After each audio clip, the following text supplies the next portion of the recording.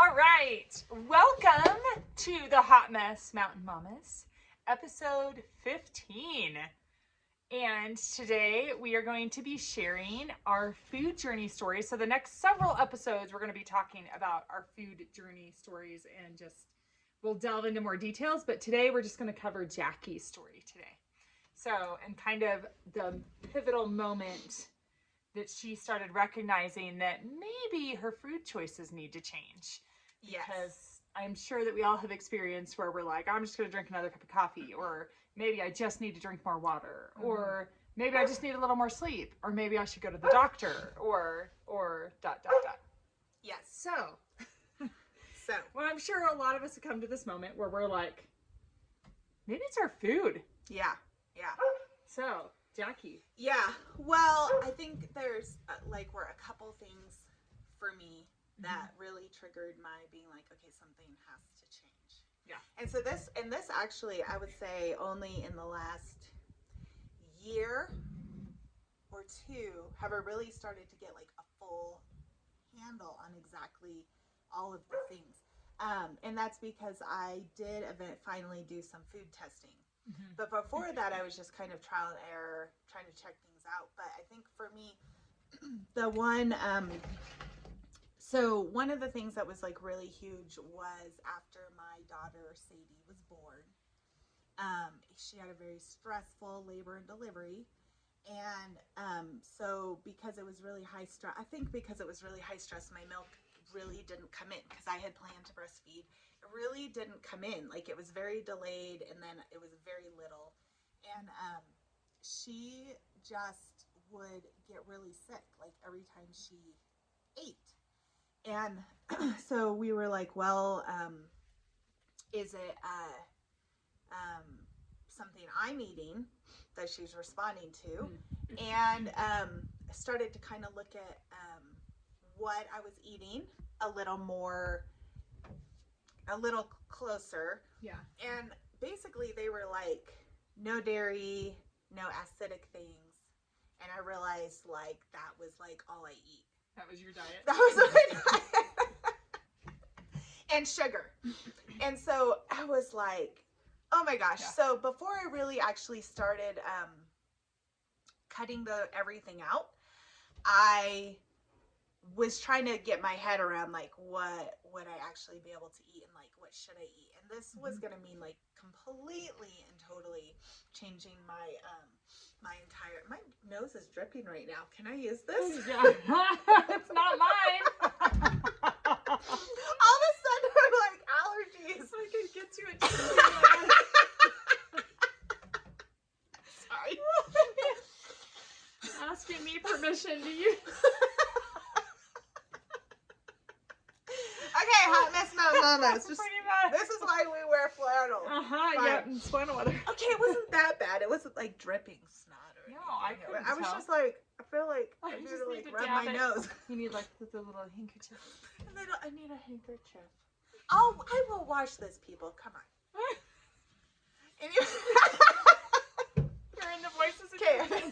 Yeah, I'm hearing voices in my head. Jacqi. Ew, disgusting. Gross. Did she just do that? I don't know. I have 3 children and I live in the mountains. I know, you just do what you gotta You just do. become, I think, I always joke that our kids are feral. Maybe we are a little bit too. Anyway, shh, don't tell anyone.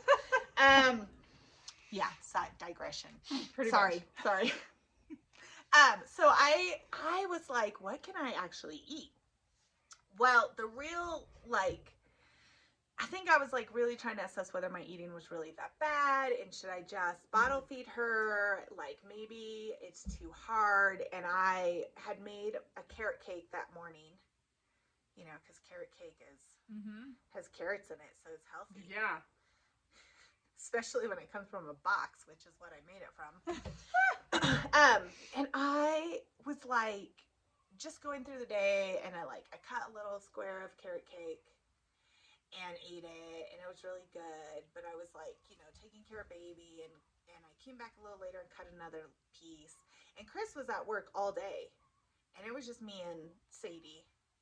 And I came back to have a little piece in the afternoon, and I was like, who the HE double hockey sticks ate 3 3/4 of this cake. It was Sadie. It was the baby, obviously.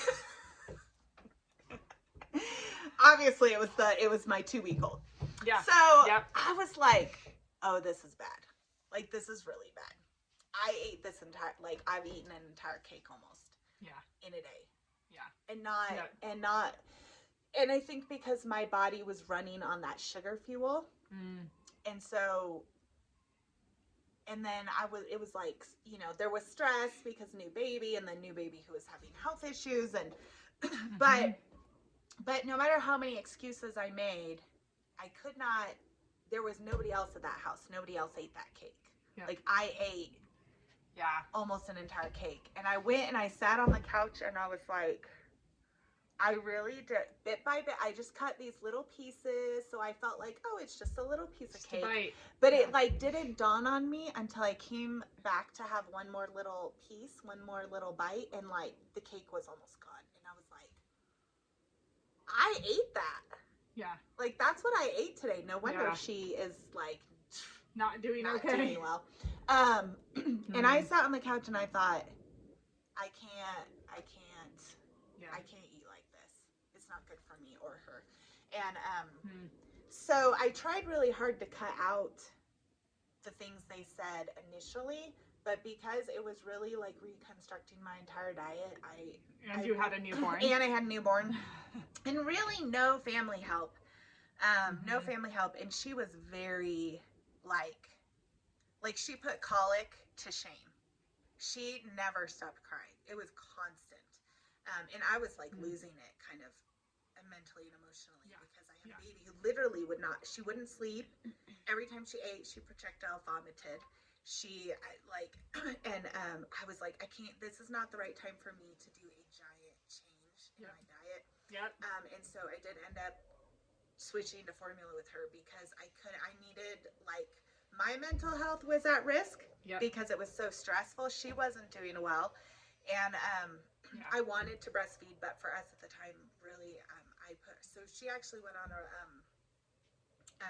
I forget what, like a formula that she was going to be able to handle more easily. I can't remember what it's called. Easier on her stomach. But I knew then, like, I was really overweight. I did not feel good. Now I had a baby to take care of. And I knew, I guess just eating an entire cake was kind of a wake-up call of like, okay, it's not just the situation, like you're also not fueling your mind or your body or your emotions well. Yeah. And you need to take control of this. Yeah. But I knew I also couldn't do it all with no real family support. Yes. That's like what we have already talked about with the previous episodes of like your spiritual life, you need to kind of get in order, mental, emotional. Then you can probably tackle some of these physical things. Yes, exactly. So. And that's really what I had to do. I had to get because she was crying so much and it really was a strain on me emotionally, I had to take some steps to like get out of the house, invite people to help, even though I didn't really have very much family close by. Right.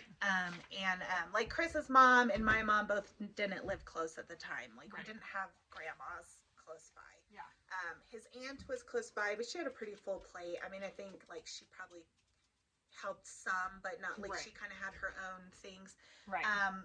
We were the first of our friends in the area to have kids, so nobody else had kids. Everybody else was doing the like,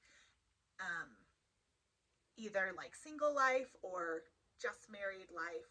You know, we didn't have friends date, like we didn't have anyone we could go meet for play dates and just hold the baby. You know, there wasn't really anyone. Hold the baby. Hold the baby. Hold the phone. Or can you come with me and bounce the baby while I grocery shop? Or because she would inevitably I was so hard to get groceries. She would cry through the whole, before it was super stressful. Yeah, before click list. It was so stressful. I would get to the checkout and she'd be screaming, you know, and everybody would be like, oh. And then that would like increase my stress because I know everybody is looking at me and they're thinking this poor mom. And I'm like, literally, she doesn't stop screaming. Like, how am I gonna get groceries? Yeah. So Oh man. yeah, it was pretty hard. And I did have one person came to watch her one time because they wanted to help. And for whatever reason, she didn't cry the whole 45 minutes that lady was there. I ran down to the one shop that was close by really quick and got a few groceries that was a little bit smaller. And I came back and she's like, I don't know why you say she cried. She didn't cry at all. Oh my gosh. And I was seriously? like, yeah, and I felt so like shamed that I never asked her to watch her again because, and then later she was like, she was such an easy baby, wasn't she? And literally, like the girls in my youth group were standing around us because she was telling somebody that, like, oh, her baby is so easy. And they looked at me and they were like, what is she talking about? Because they knew, like They knew, yeah. Oh, they knew. They'd been at the house, like they'd been over. We tried to do a trip, like one time when I was like insane. I tried to help Chris with the trip when he was, and it was like a 3-hour drive, and she cried like the entire drive. And they were like, actually, all the girls were like, we want to ride with Jacqi. And then by on the way back, they were like, no one wants to ride with you and your crying baby.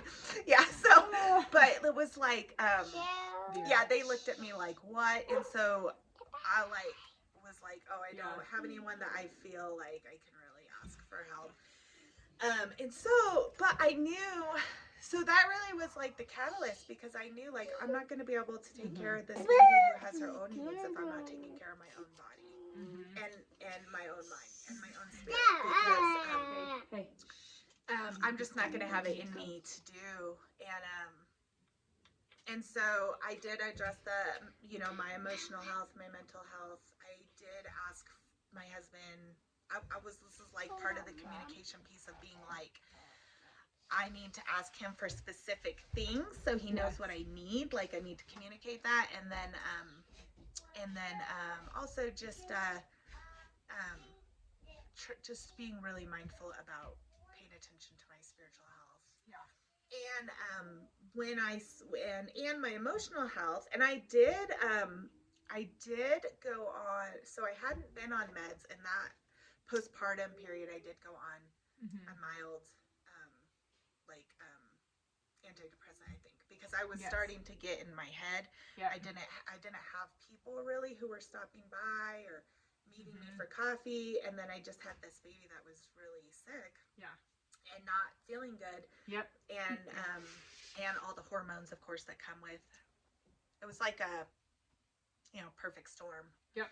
So I did that. Open the floodgates. So address the mental emotional health piece, and then I felt like, and I got her on formula, which at the time was a big deal, because at the time there was this huge debate in the mom world about whether or not formula feeding your child was giving them strychnine, essentially. Oh. Yeah, like poisoning them. Yeah. At least where I was at living, it was like this big deal of like, you're not formula feeding, are you? Oh man. And I was like, yes, I've chosen to poison my child. Listen.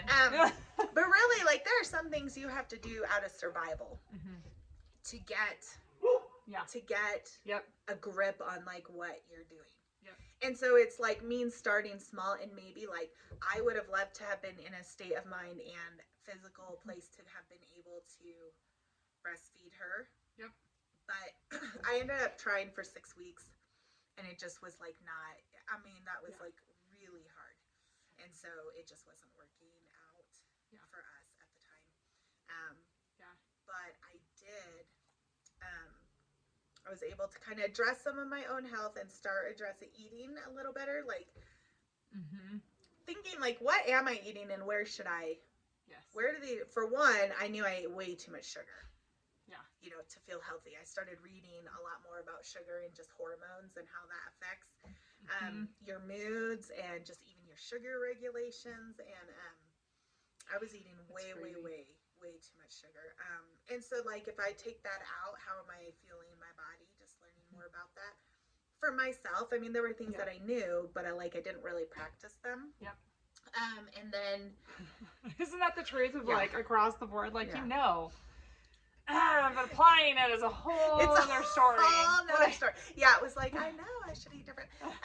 I know I should have fruit instead of this giant piece of cake, but whatever. whatever. I'm just gonna eat the I'm just Jacqi's gonna do cake. it. I'm gonna eat 3/4 of a jar of peanut butter, which is what I used to do. That's awesome. And put some chocolate chips in there with it. Yeah, sometimes, Just or stir it up. sometimes in college, I'd be studying and I'd just eat another spoonful and then eat another spoonful.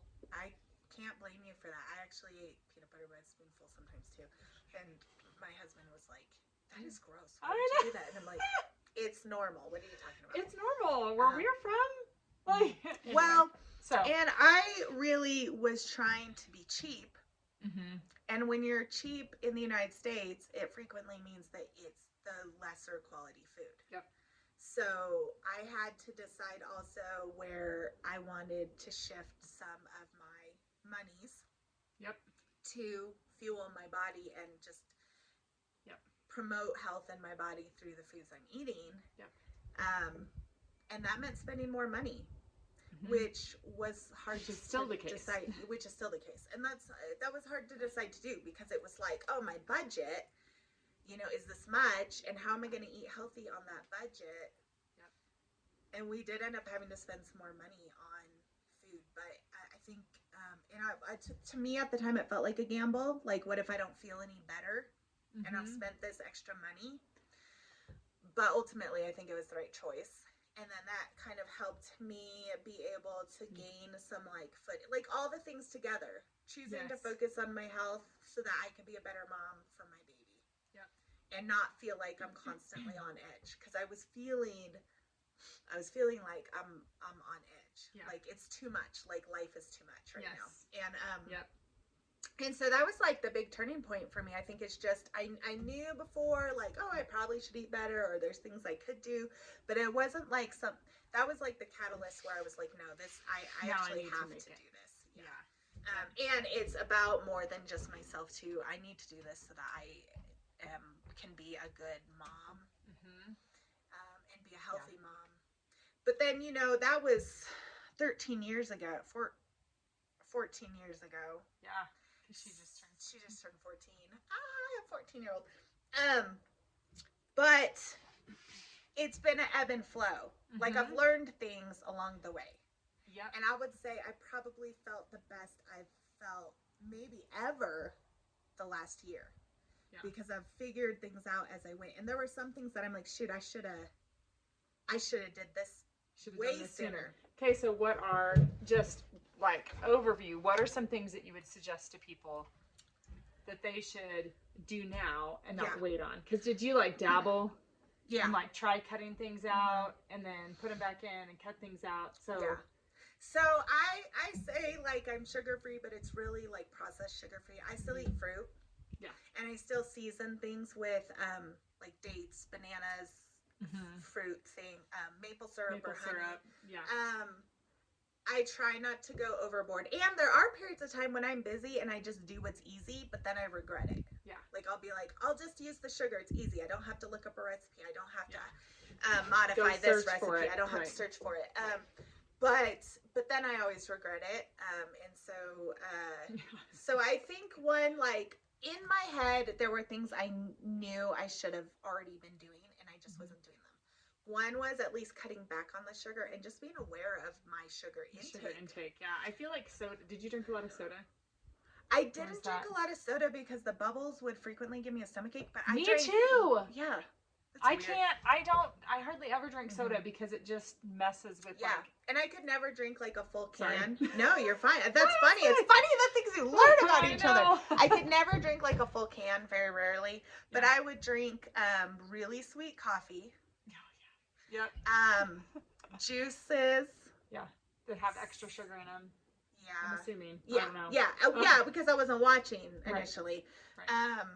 Occasionally a soda, not normally. I never really liked sweet tea. I've always preferred black tea, but I drink, I would drink Kool-Aid or something like that. Yeah. Probably my biggest thing though was really sweet coffee.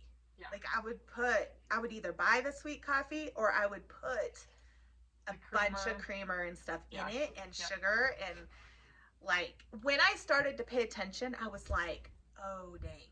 Yeah. Like even when I would get a cup of coffee and put like the creamers in it, I Yep. started to pay attention to the sugar that was in there, and I was like, It's I like think I straight had- corn syrup. yeah, I was like, I think I had sugar with a little bit of coffee. Absolutely. Yeah. So I think the other thing has been, and this has really just been in the last year, because I've been like really ebbed and flowed a lot with exercise, but getting out and even walking. Mm-hmm. Because I can't run, and this we might Yeah. talk about later. I can't run and I can't do high impact exercise because I have an unhealthy circulatory system that is like my legs are really bad. So everything I have to do is very low impact. Well, I had ran in high school, and I didn't know how to be like, how do I exercise with intensity but still keep it low impact? And so I really struggled with that, but figuring out like what can I do and do that was really helpful. And I think like for me, I guess what I would say is most people probably know, if they really stop and think about it, where they could improve. Like immediately. Like I immediately knew I should eat less sugar. Yep. It wasn't until I started paying attention to that I realized exactly how much I was consuming. Yeah. But I knew I probably was doing more than I needed. Yeah. And what about? I could have told you that right off the bat if Oh, I was absolutely. honest with myself. Yeah, absolutely. What about the food testing? Would you have done that sooner Oh, for sure. rather than later? I wish I did. Yeah. So that Yeah. take that nugget, everybody. The $100 or whatever it was, maybe it was $200. I can't even remember now because it didn't even matter at the end. I had played with the idea of food testing for probably 4 years before I actually did it. Yeah. 4 Because years. I was like, what if it's not legit? I would hear people be like, I learned so much. And then I'd hear someone else be like, well, I didn't really get anything out of it. It just told me not to eat the things I like. And I was like, oh, that's lame. You know, which probably anyway, that's a whole nother thing why we crave certain mom things. did But food testing like last year too, and she learned so much, cut some things out, and she was like, that's it, that's what it was. There were some things on my food testing that I never in a million years would have thought to cut out. And when I did, I felt almost immediately better. Okay, so we're not going to tell you those. Yeah, you have to stay until the next episode. Yes. Yeah. Well, Becca's going to share, and we'll also about her journey. Yeah. So episode and after we're going to kind of come back around some of the things. But we would love to hear about your journeys and where you're at. Are you just starting? Are you kind of figuring things out? Like, where are you at? Are you like gung-ho, like, I've got this thing figured out, I've got this ship set on a course and I'm going? Yeah. But it would be great to hear from you guys. So love to. Where can you find us? Becca Maria EOs, pretty much across all platforms. Yeah, Jacqi Cambish, and on Facebook it's Jacqi Cambish Faith and Family Microblog. But when you search my name, I think it still comes up. Yeah, she pops up. Of course, we're on YouTube. Becca and Jacqi, Hot Mess Mountain Mamas. Yeah, thanks for watching. Bye.